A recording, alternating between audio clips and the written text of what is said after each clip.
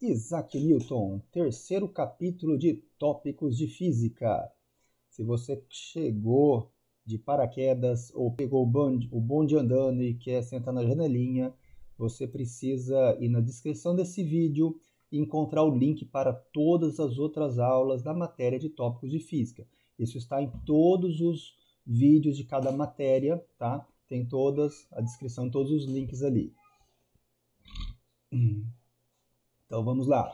O inglês Isaac Newton se formou em matemática na Universidade de Cambridge no ano fatídico de 1666. A universidade foi fechada devido à quarentena gerada pela peste negra, causada por uma bactéria que veio da China. Tá? Isso também aconteceu naquele tempo.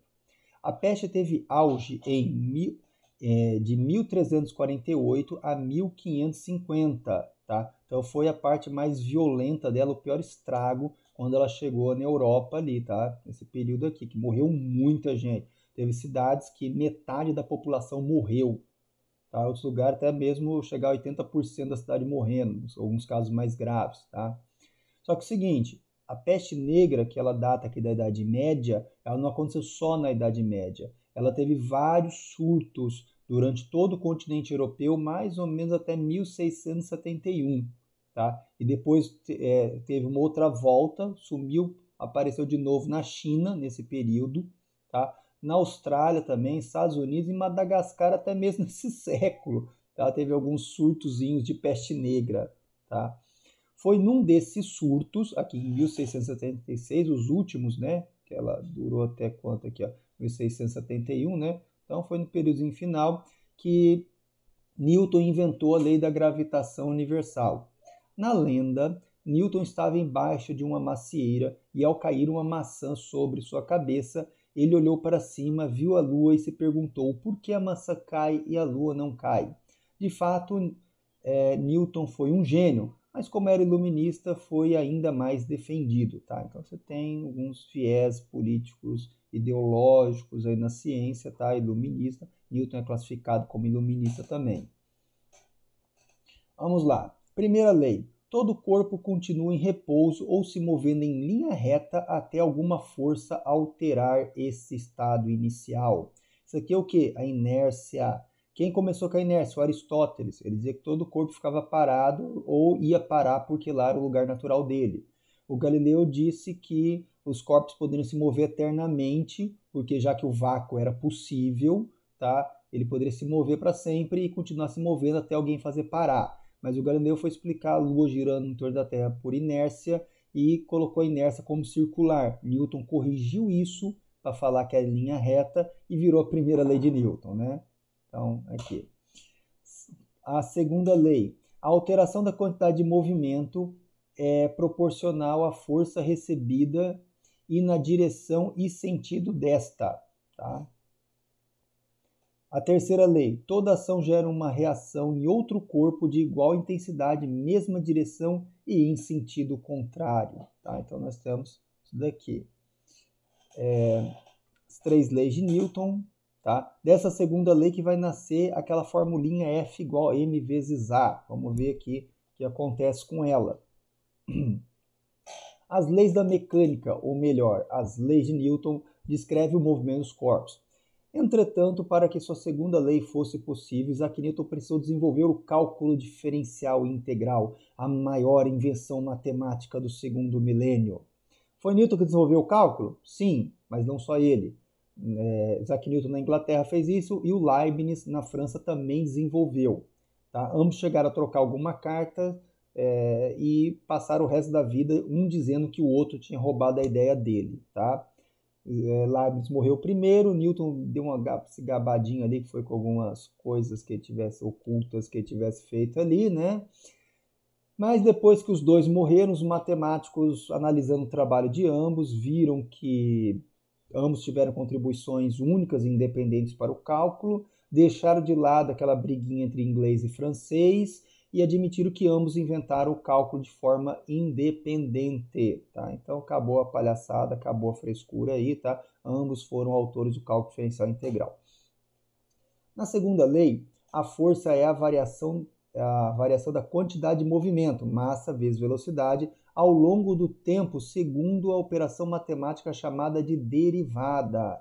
Então, se você acabou de entrar na universidade, você vai ter outras matérias que vão falar com mais cuidado sobre isso daí, tá? Mas vamos ver só o comecinho suficiente para você começar a formar uma ideia. Como você está vendo ali embaixo, não entre em pânico, isso é só curiosidade sádica do professor, não vai cair na prova.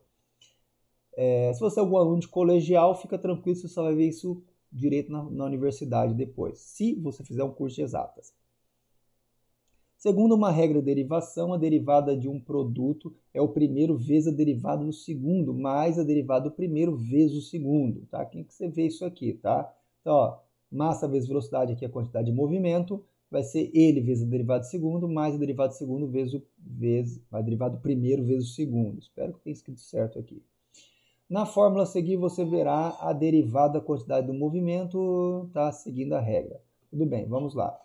Quando a massa é constante, ó, se a massa não muda ao longo do tempo, esse cara aqui é zero, esse termo morre, fica aqui, massa vezes ΔV por ΔT, que é a minha aceleração, tá? Ou em forma diferencial, variação infinitesimal da velocidade pela variação infinitesimal do tempo, né?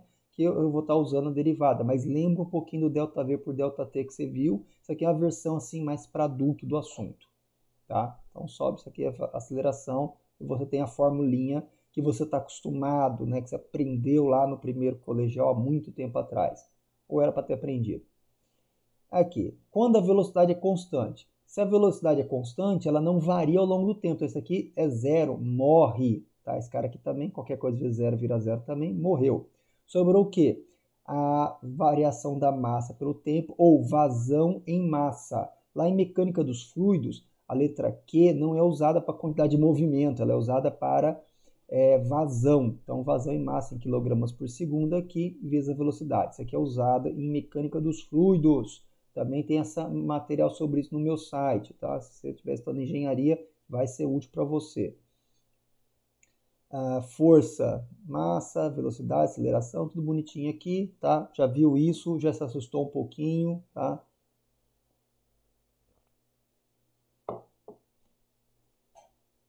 Vamos para o próximo slide. E assim nasceu a lei da atração, tá? Como que nasceu essa formulinha aqui que é a lei da atração? Ó, massa atrai massa, tá? Então a força depende de uma constante gravitacional que o Newton não conseguiu calcular. Vai ser outro cara, o Cavendish, que vai descobrir isso aqui. Depende do produto das massas e da distância ao quadrado, ou seja, o inverso da distância ao quadrado, tá?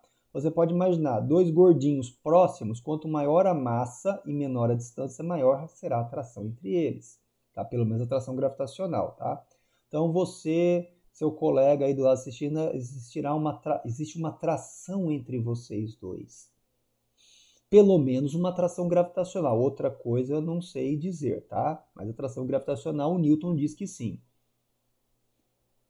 Newton comparou a queda de uma pedra na superfície da Terra com o movimento da Lua. Então, se uma pedra está caindo, a Lua também cai, tá?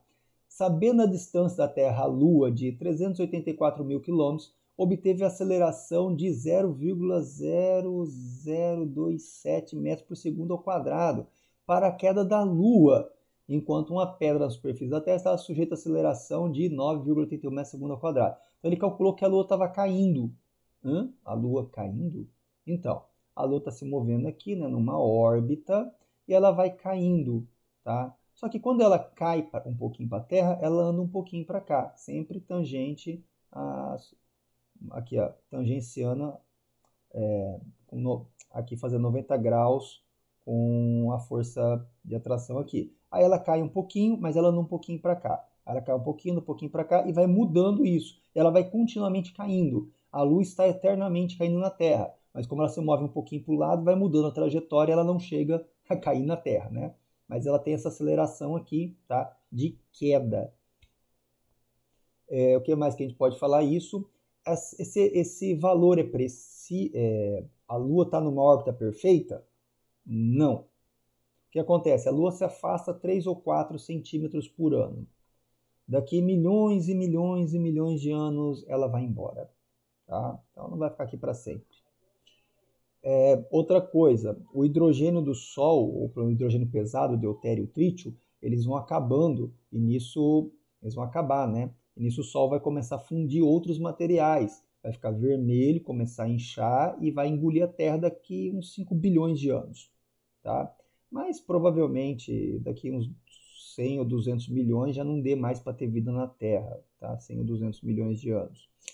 E também para daqui uns 5 bilhões de anos, tá? Onde você vai ter o Sol engolindo a Terra, a Lua provavelmente vai estar se afastando tanto que já perca a órbita da Terra, né? Estimativa de uns 5 bilhões de anos, algum valor que você tem um tempo atrás. E mais ou menos para isso também, a nossa galáxia vai estar trombando com Andrômeda, que é outra galáxia mais perto de nós, que tem o dobro do tamanho, tá? Então, daqui 5 bilhões de anos não vai ser um lugar bom aqui na Terra, tá? Isso se a gente não estragar o nosso planeta de tanta porquice, tá? Ou o mundo se acabar em burrice, né? Também pode acontecer isso. Aqui. E a razão entre os números, tá? Então é o seguinte, ele achou uma razão dos números, entre esse número aqui, tá? Essa aceleração que é da Lua e esse número da aceleração da Terra, ele achou que é tanto, 3.640. Para que ele ia precisar dessa coisa esquisita? Justamente o quadrado do número da razão entre o raio da órbita da Lua e o raio da Terra. Então, distância entre elas, né? Assim nasceu a ideia de que a gravidade diminui na razão inversa do quadrado da distância ao centro da Terra. Olha só as loucuras matemáticas que passou na cabeça do Newton, e absurdamente ele tinha razão, né? Não exatamente não exatamente de uma maçã, foi na pedrada mesmo, tá? Não na pedra de crack também, tá? Apesar que parece que o cálculo foi por aí. Menos Adão e Eva e mais Davi e Golias, tá? Então a questão da maçã e a lua provavelmente, como tudo indica, ter sido um mito, tá? Ele estava trabalhando às vezes com pedra, aí teve o marido da sobrinha dele que falou não sei o que de maçã lá no velório dele, que a gente vai ver isso nos exemplos, e aí surgiu a lenda da maçã que se encaixa um pouquinho, tem alguns encaixes simbólicos melhor com isso.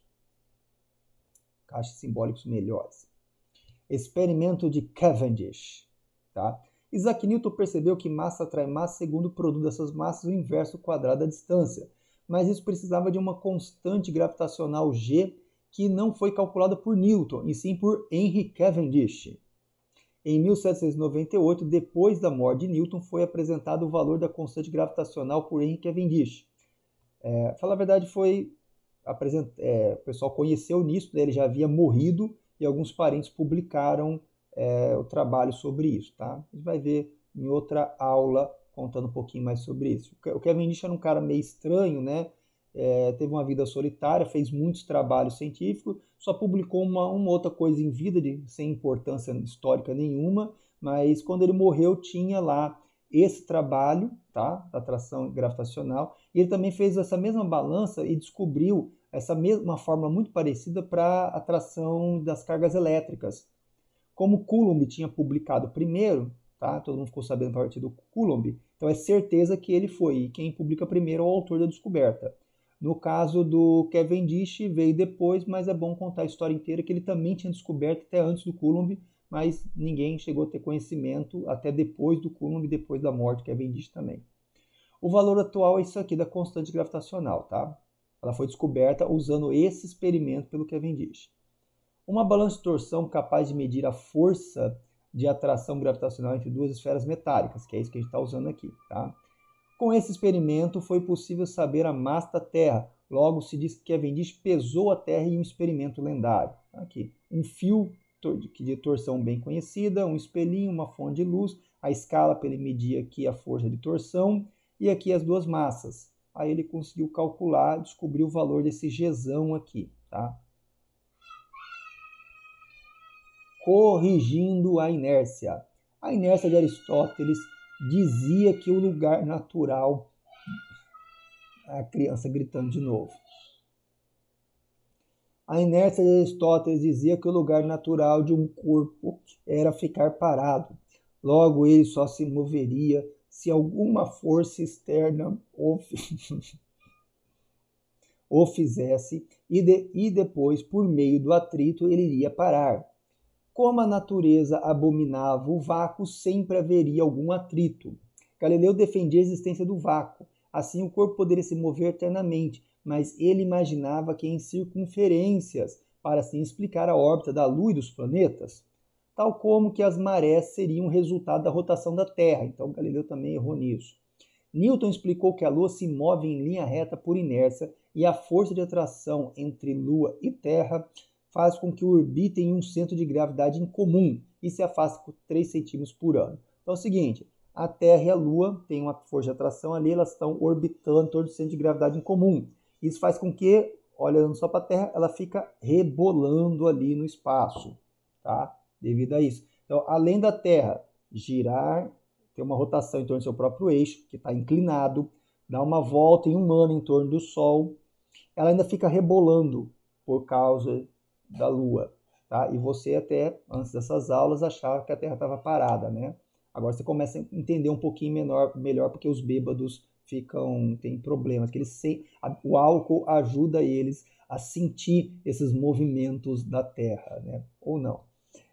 Enquanto isso, as marés são o resultado da atração entre Sol, Terra e Lua nas distâncias diferentes do planeta Terra, gerando forças diferentes. Então, para cada posição do Sol, Terra e Lua, você vai ter marés diferentes. Então, por exemplo, se a Lua está para cá, ela puxa a água para cá, o Sol vai puxar para cá, você vai ter marés altas aqui, desse lado, e nessa parte você vai ter marés baixas. Se você tiver Sol, Lua e Terra, os dois vão puxar juntos, você vai ter marés bem altas aqui e as menores possíveis desse outro lado. Tá? Ó, a Lua e a Terra, força de atração, e a velocidade aqui fazendo um movimento que a gente tinha visto antes. Newton e o eixo de rotação da Terra. Sendo a atração gravitacional mais forte quanto mais perto, logo, a força F1 do lado mais perto do Sol será maior do que a força F2 do lado mais longe do Sol. A ação combinada entre essas duas forças gera uma ação corretiva, tá? Na órbita de um planeta, gerando uma tendência de rotação perpendicular ao plano de sua órbita. Então, os planetas vão estar girando mais ou menos aqui, ó, com esse movimento da órbita. Então, ele tem um giro aqui, eles não ficam girando de qualquer jeito, então vai puxando para cá, tá? Então, é uma rotação estável, que a tendência é você ser mais alinhado aqui. A Terra tem um eixo de rotação de 23,5 graus, tá? Tem essa inclinação aqui no eixo. E você tem o que? A tal da estrela Polaris, ou a estrela polar, que lá do Polo Norte é a que fica paradinha. Então você vê todas as estrelas girando ali e o centro ali na estrela polar, que para navegadores naquela região faz uma grande diferença. Aqueles 26 mil anos foi previsto, tá? Ninguém deixou passar essa data para confirmar, já que não faz 26 mil anos que previram isso. A prova de fogo na ciência. Vamos ver aqui. Com o avanço na tecnologia dos telescópios, foi constatado que a órbita dos planetas não batia com as equações de Newton. Logo, tais equações eram falsas ou existia outro corpo que equilibrava. Calcularam onde este corpo deveria estar e descobriram Urano em 13 de março de 1781. Tá? Então, será que é verdadeiro ou não? Fizeram as contas, né? Ó, tem que ter alguma coisa para dar certo isso. Na época o Ptolomeu colocou epiciclos. Tá? Olha, coloca um epiciclo aqui que vai bater. O pessoal não quis procurar inventar epiciclo, né? Tava de saco cheio disso, né? Ninguém aguentava mais essa conversinha chata de epiciclos. E pensar assim, ó, pode ter algum planeta mais longe, que ninguém localizou ele ainda, né? Se tiver um planeta, onde ele deveria estar? Fizeram as contas, apontaram o telescópio e encontraram Urano. Tudo se repetiu e assim foi descoberto Netuno em 23 de setembro de 1846. E novamente foi descoberto Plutão em 18 de fevereiro de 1930. Tá? Então tudo isso aí foi acontecendo novamente. Essas fotos aqui estão fora de escala, porque Plutão ele é pequenininho, ia ser tipo esse pontinho miserável que você nem está enxergando aqui direito. Tá? Então deve ser mais ou menos o tamanho de Plutão. Plutão é quase o tamanho da Lua. Aqui são gigantes gasosos muito maiores que a Terra. Tá? O que eu posso falar? Você tem uma teoria, você tem que fazer um teste experimental, né? Então, essas descobertas aqui comprovaram, tá, os trabalhos de Newton, né? Tá, em um nível absurdo de precisão. Olha, é muito bom, funciona muito bem, né? Mas a história não acaba por aqui. Temos um outro problema historicamente semelhante. O formato das galáxias girando não bate com as equações de Newton. Logo, seria preciso que a massa das galáxias fosse 10 vezes maior. Então, se acredita existir uma matéria que não se enxerga, a famosa matéria escura. Entretanto, ninguém viu ainda, né? Ela é escura, né? Que é difícil de ver, né? Alguns mapas, muitos trabalhos sérios sobre isso, tá? Mas qual será o destino dessa questão? Será bem sucedida como os planetas Urano, Netuno e Plutão, ou será como os epiciclos de Ptolomeu? Sinceramente, eu não sei, estou só fazendo a pergunta, tá? Por séculos, as mais brilhantes mentes acreditaram na existência das esferas de cristal, das esferas de cristais. Estamos fazendo o mesmo agora ou não, tá? E além da matéria escura, você tem um raio da energia escura, que tem mais ainda do que matéria escura. Então, tudo isso aí, tá? É uma boa pergunta, quais serão os passos da ciência os próximos passos da ciência que vão conseguir resolver esse problema. Nós vamos encontrar de vez a matéria escura, como isso vai ter a ver com a física de partículas que sabemos até hoje? Será que isso vai unificar a mecânica quântica com a relatividade geral?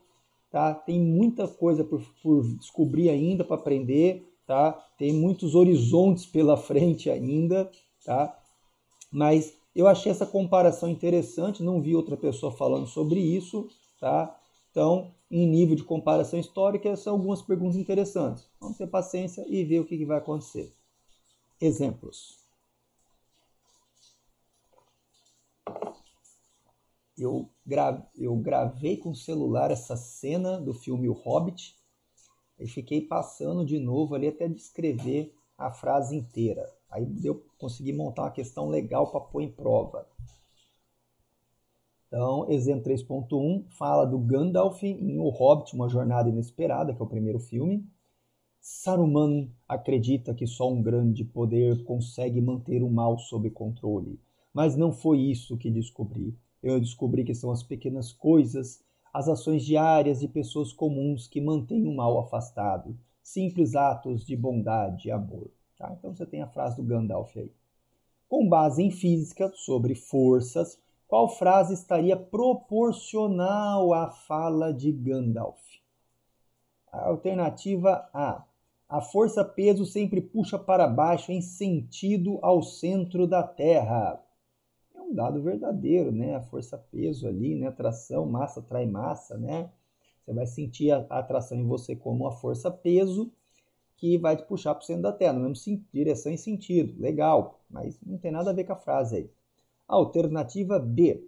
A força centrípeta é a que faz a curva acontecer, por isso é a resultante. Verdade, também faz parte disso aí, né? Força centrípeta entra no lugar da força resultante para resolver os problemas, e essa centrípeta vai ser a atração gravitacional, que ela faz a curva ali acontecer com a velocidade que tem ali, consegue, às vezes, estabilizar uma órbita. Às vezes a velocidade é um pouquinho menor, você vai ter o quê? Uma dança da morte, que vai rodar até cair ali, tá? E entrar em colapso. Ou a velocidade é um pouquinho maior, cada vez mais longe, até que vai escapar. Tá? A Lua, ela quase está ao ponto quase perfeito, ela está se afastando um pouquinho da Terra também. Alternativa C, a força resultante é a somatória de todas as forças aplicadas ao corpo. Então, nós temos aí, faz parte da ideia da segunda lei de Newton, né, que você vai ter a força resultante, a somatória das forças, como simples atos de bondade e amor, ações diárias de pessoas comuns, tá? Ou seja, muitas açõezinhas pequenas vão gerar uma ação resultante, por isso essa alternativa correta. Alternativa D, toda ação gera uma reação de mesma intensidade em corpos diferentes. Terceira lei de Newton, né? Mesma intensidade, mesma direção em sentidos contrários, em corpos diferentes. Isso funciona muito bem, mas não queira radicalizar muito. Por exemplo, você chega no Mike Tyson, dá um tapão na orelha dele, você vai ter uma reação em outro corpo, que ele vai bater em você, na mesma direção em sentidos opostos, mas não na mesma intensidade. Tá? Alternativa E, o módulo da soma vetorial é sempre menor ou igual à soma escalar das forças. Tá? Isso tem a ver também, tá? Menor ou igual, né? Você vai trabalhar com se for só duas, às vezes sai um triângulo de Pitágoras ali de boa, né? Mas não tem nada a ver com a frase de cima. Exemplo 3.2. Um cavaleiro e seu cavalo estão percorrendo o passo a 10 metros por segundo, quando o cavalo avista uma cobra cascavel a 1 metro de distância e para imediatamente. Não há um cinto de segurança na sela do cavalo. Analise as afirmações. Primeira, o cavaleiro tende a se mover em linha reta para frente na horizontal. Tá? Então ele vai tender a se mover para frente na horizontal. Verdadeiro isso aí, né? Tava movimento horizontal, tende a continuar para frente. Vai ter a força gravitacional que vai puxar ele para baixo. Aí a gente vai ver nas outras afirmações. A segunda, a aceleração da atração gravitacional ocorre na vertical para cima. Em todos esses anos trabalhando nessa mesma indústria vital, isso nunca havia me acontecido antes. Quer dizer, isso aconteceu uma vez lá em 2006 ou 2007, onde um primeiro colegial, uma criatura, me colocou o peso para cima. Tá? Então, todos esses anos trabalhando nessa mesma indústria vital, só me aconteceu uma vez, quando um aluno me colocou o peso para cima. Tá? Então, o peso é para baixo. Essa aceleração gravitacional, né, que é o que provoca o peso, é na vertical para baixo, não para cima. Tá? Então, é o cima que está errado aí. Terceira, sua trajetória será um arco de parábola caindo sobre a cascavel. Provavelmente essa é uma afirmativa verdadeira. Você pode mandar a caneta ali na letra E sem medo de ser feliz. Tá?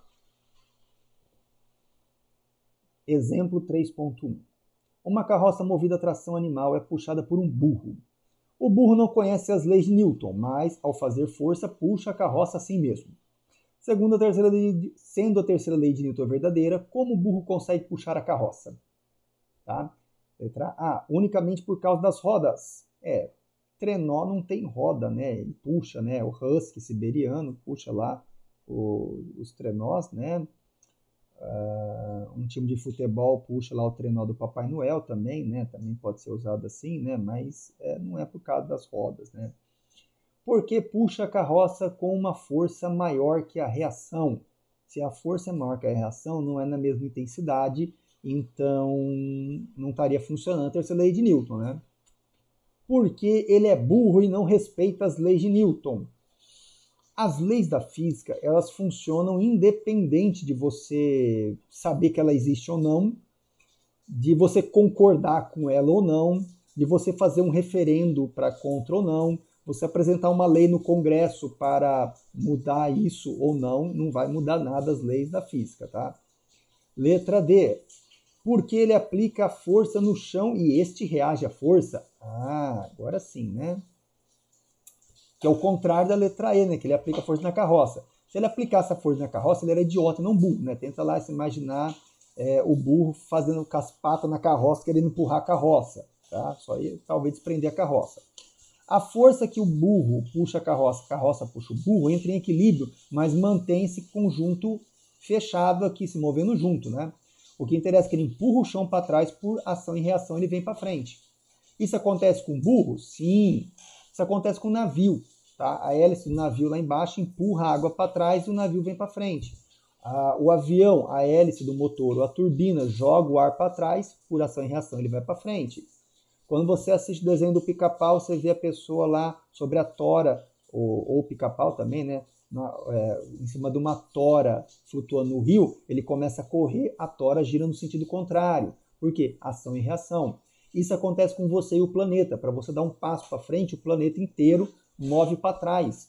Mas devido à sua massa, o que o planeta vai se mover para trás é miserável, de ridículo, de desprezível, de pequeno. Não vai mudar nada. E quando você parar de andar, a força que você faz no chão para parar vai anular essa exata quantidade ridícula de miseravelmente pequena. Então, anular de ninguém é tão gordo, tá? Que para dar um passo para um lado, o planeta inteiro sacode para o outro. Tá?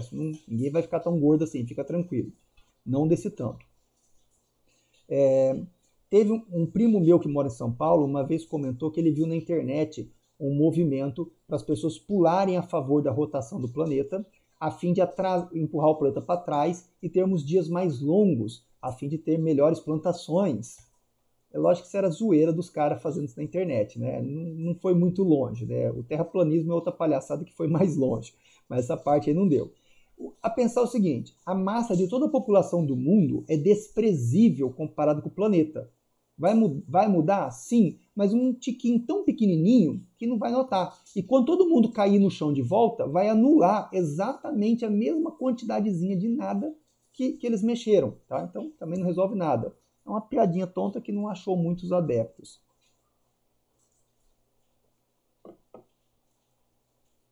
Exemplo 3.4. Quando Sir Isaac Newton estava embaixo de uma macieira e caiu sobre sua cabeça uma maçã, ele não era Sir ainda, tá? Não era cavaleiro. Ele olhou para cima e vendo a lua se perguntou por que a maçã cai e a lua não cai. Isto se deu no ano de 1666, quando Newton era aluno universitário e a Universidade de Cambridge fechou devido à peste negra.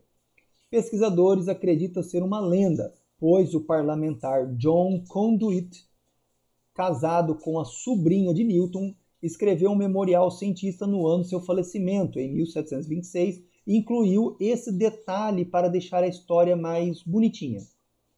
Qual a força de atração entre a Terra e a Lua? Tá? Queremos descobrir isso aí. A massa da Terra é de 5,9710 a 24 kg e a da Lua é de 7,3510 a 22 kg. A distância média é de 384.400 km, quase 400 mil km. A constante gravitacional é esse número todo feio aí. A força de atração é definida com essa fórmula também. Organizando dados, aqui ó, já está tudo bonitinho, a massa do primeiro, a massa do segundo, a distância tem que colocar em metros, ou vai dar merda o exercício, tá? E ó, o K é 10 a terceira. Eu puxei mais umas 5 casas aqui na vírgula, tá? E ficou 3 mais 5 deu 10 oitava aqui, tá? É 3,84844. Não é muito seguro fazer isso, tá? Porque é o seguinte, é fácil confundir a vírgula com ponto, tá? Então o bom é você deixar umas 2 casas depois da vírgula, que a chance de sair cagada, né, ter algum desastre, acaba sendo menor. Mas nesse caso eu quis aproveitar melhor isso, então tem que tomar um pouquinho mais de cuidado aqui. 3 vírgulas, esse monte de coisa aqui.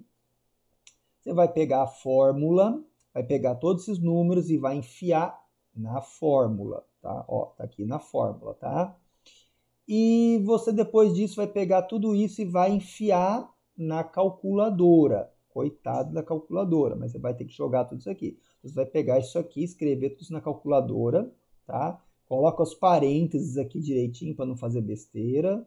Então você vai colocar o quê? 6,67 ESP a menos 11, o menos entre parênteses, tá? Para colocar aqui é sinal de negativo, vezes 5,97 ESP, que já vai ser vezes 10 elevado a alguma coisa. Então, o ESP a 24, aqui ó, essa tecla aqui embaixo na calculadora, o ESP. Ou você pode escrever vezes 10 e o elevado, que vai ser um chapéuzinho, ou o acento circunflexo, né? Ou x elevado a y, depende da sua calculadora. Aqui, vezes 7,35 vezes ESP é 22, dividido. Ó, abre parênteses, tá? Abre parênteses de novo, coloca lá 3,884 ESP a oitava, tá? ESP 8, fecha parênteses, o x elevado ao quadrado, né? Porque é o quadrado aqui em cima, fecha parênteses de novo, tá? Você colocou dividido, abriu um monte de parênteses aqui, aí você dá o igual e tem que dar esse valor aqui, tá? 1,98, talvez tenha outros quebradinhos ali de pouca importância, nem lembro disso, e o 10 a 20 aqui, tá? Então, você vai ter que fazer isso aqui usando a calculadora. Na universidade, você tem que usar a mesma calculadora científica. Você esqueceu a calculadora em uma prova, você está ferrado. Lógico que não pode usar do celular, né? Ou você faz aí no braço, na raça, mas os cálculos, eles exigem calculadora sim. Aí agora você pode chegar e falar para tua mãe: ô mãe, aprendi a calcular a força de atração entre a Terra e a Lua, tá?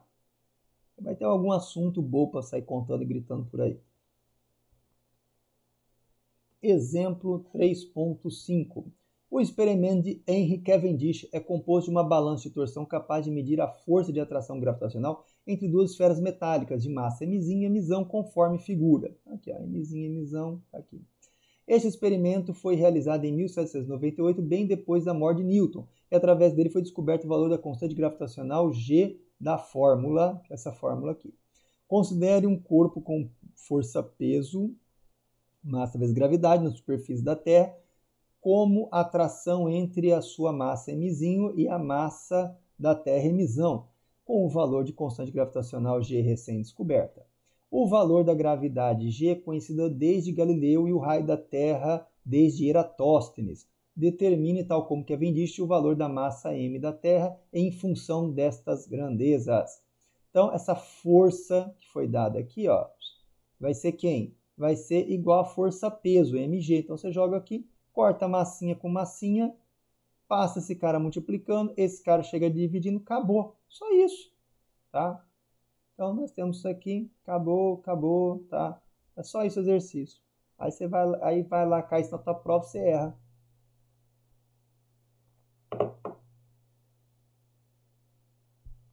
Eu acho que esse aqui é o último. É o último. Finalmente. Então, temos aqui um exercício chato, tá? Respira fundo, se prepara psicologicamente para isso. Você pode xingar o exercício, tá? Melhor você xingar bastante tudo que você tira da matéria do que você ter uma úlcera nervosa. Isso é importante para quem faz um curso de exatas, tá? Sou formado em física, não em engenharia, mas na parte de física eu garanto que isso ajuda bastante. Pode xingar mesmo, tá? Então, professor, não. Pelo menos não eu, né, ô palhação. Uma garota linda e magrinha possui massa M e se sente atraída por um homem grande e forte de massa 2M. Nisso chega a mãe da garota que tem massa 3M. Tá? A distância entre a garota e o homem é D. Entre a mãe e a filha é 2D. E entre a mãe e o homem é 3D. Sabe-se que a força de atração gravitacional entre eles, essa fórmula aí que o Newton falou. Analise as afirmações a seguir. Tá? Então, nós vamos ver o seguinte, nós vamos ter que calcular, vai perguntar em várias situações a atração gravitacional aqui. Vamos fazer as continhas primeiro. Qual que é a atração entre a garota e o homem? Olha, a garota tem massa M e o homem 2M, e a distância entre eles é D. Então, o 2 está aqui, ele sai aqui para fora. Isso é o quê? Isso é o valor de F. Tá? Então, o valor são 2 vezes a nossa força aqui envolvida. A gente vai comparar com os outros casos. Então, o valor de F aqui traz de volta a fórmula aqui como F. Entre a garota e a mãe. A mãe tem massa 3M e a distância entre as duas é 2D. Tá? O 2 aqui ele está ao quadrado. Vai virar quanto? Vai virar 4. Aí passa ali para fora, o 3 também sai daqui e fica 3/4. Isso tudo, 3 dividido por 4 é 0,75, para ficar mais fácil enxergar isso aqui. Tá? Então, essa força aqui vai ser esse tanto. Entre a mãe e o homem. Ó, a massa da mãe, 3M. A massa do homem, 2M. A distância entre os dois é 3D. Isso aqui está ao quadrado. 3 ao quadrado, 9. Tá? Aí você vai ter 3 vezes 2 em cima e 9 embaixo. Dá uma simplificada ali, o 3 com 9, dividir nos dois, né? Ali você vai ter o quê? Vai ficar só 2/3. Ah, por isso que deu 2/3 aqui, tá? Tem esse 3 quadrado, mas acaba dando isso. 2 dividido por 3, 0,666. É redondo aqui para 0,67, tá bom. Tá? Então, vamos ver as afirmações. As afirmativas. Primeira, a atração gravitacional entre a garota e a mãe é maior do que entre o homem e a mãe da garota. Tá? Então, entre a garota e a mãe, é isso aqui. Espera aí. Entre a garota e a mãe, tá? Então, entre a garota e a mãe, tá aqui, 0,75. É maior do que entre o homem e a mãe da garota. Aqui, o homem e a mãe deu isso aqui, ó. Ó, esse valor vai ser maior que isso aqui, né? Ah, beleza, tá correta. Tá? Segunda, a atração gravitacional entre a garota e o homem, tá? Garota e homem, isso aqui, ó, 2F, tá? É maior do que qualquer uma dessas combinações. Ó, essa aqui, ó, 2F é maior do que isso e é maior do que isso. Beleza, também está correto. A atração gravitacional entre o homem e a garota é mais que o dobro entre a garota e a sua mãe. Então, entre o homem e a garota, 2F, e aqui a garota e a mãe. Então, é isso aqui. Qual que é o dobro disso? 0,75 vezes 2 vai dar 1,5.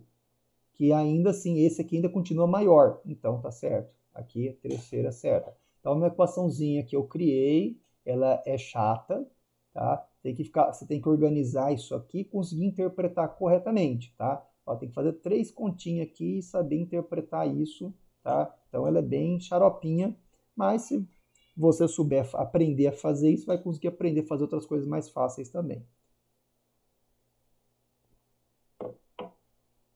Agora, acabou-se. Acabou essa aula, tá? Então, vou interromper o vídeo. Até a próxima aula, esse mesmo bate-horário, esse mesmo bate-canal, tá? Termologia é a próxima. Na descrição do vídeo estão os links de todas essas aulas. Tchau!